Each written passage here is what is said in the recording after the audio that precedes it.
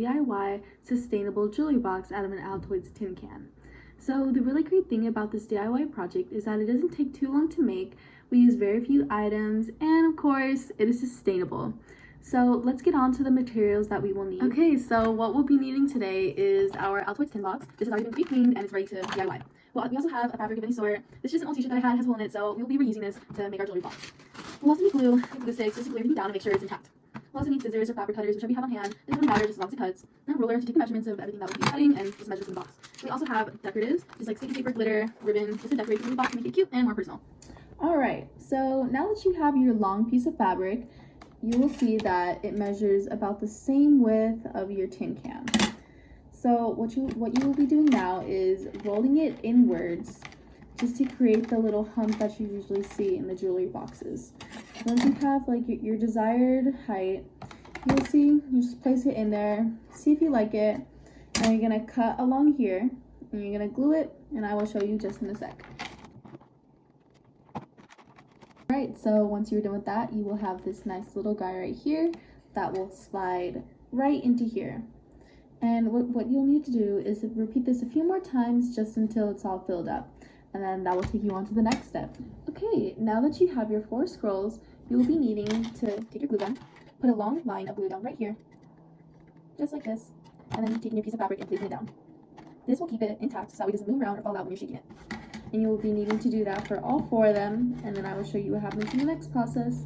So now that you have all 4 pieces of fabric glued down, you will need to be cutting another piece of fabric, just like this, about the same size as this right here. And then after that, you will be sticking it down under. You will also need something sharp. I'm using the end of a comb and kind of just pressing it in between the divots. And you're going to be doing that down all of them while gluing them down in between each time. I will show you what that looks like at the end. Now that you have the whole piece of fabric glued down right here, it will be able to fit any type of ring or earring. And then it should look a little bit like this. It will close. Very cute. And now we're going to be getting onto decorating. So for this portion, you can pretty much decorate however you'd like, but I'm going to take you along the process of me decorating mine. So here we go. Okay, so I will be using this glitter paper to fill the inside of this space right here. And I already cut this and I will be placing it right here. So it might not fit the first time, and you will need to score the ends of this and then cut it off with an X-Acto knife or anything. Okay, so now that I have this all glued down, I will be using any other materials that I have to make this look as pretty as possible, and I will show you what it looks like after I'm done with that.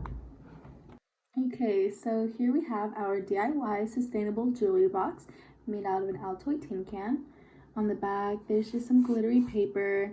There's like ribbon going along the sides. You open it, there's some beading, the same glittery paper. Then we just have some rings just to give it the full details. Close it back up, and that is it. Alright, so now that we're done with our DIY jewelry box made out of a tin can, we will explain why this is exactly sustainable in our society today. So I know that everyone, they eat mints, they have some sort of tin box in their household, they use it for something, and usually we would just throw it away, and that will end up in a landfill. And in those landfills, these aluminum tin boxes do not decompose for at least 50 plus years. And that just harms our society more because on top of that, we have other pollution and other waste that will end up in the landfills, and none of them will decompose, so they're all sitting on top of each other. Potentially, they could go into the oceanways, waterways, and it just wouldn't be good for the society. Creating this project that I did today will just give this tin box a new purpose in life. Instead of just ending up in the landfills, as I said before, it will create it into something more cute and more trendy and more modern in this day. And it will give you like a cute little thing to carry around your earrings or maybe rings, maybe just any kind of jewelry. And it's really practical for the day-to-day life. Act locally, think globally. What does that mean in the DIY that I did today? How does it connect to it? Well, I can tell you that making this DIY throughout the whole process, I could tell that I was using products that I would normally throw away.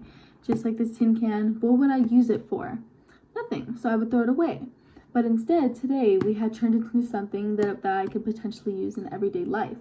If everyone did this locally in a community, then eventually there would be less tin cans or less aluminum ending up in the landfills, which is a big part of the pollution that ends up in our landfills today.